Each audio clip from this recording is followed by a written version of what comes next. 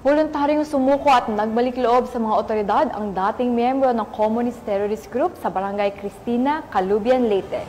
Patrolman Cristel Palafox sa balita.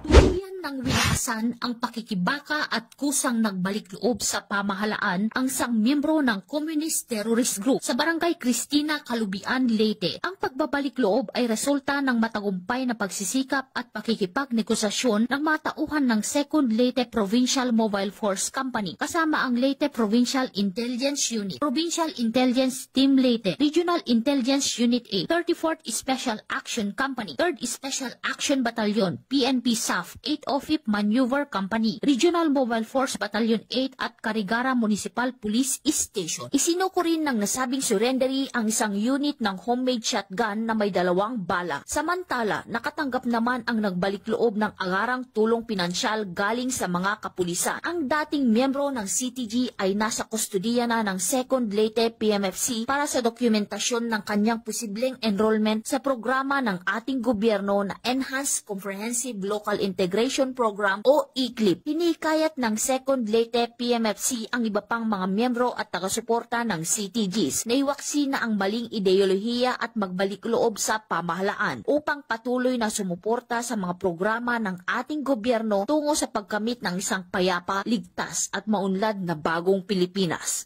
Mula dito sa Eastern Visayas, ako ang inyong PNN correspondent, Patrolwoman Palafox, alagad ng batas, tagataguyod ng Balitang Pulis.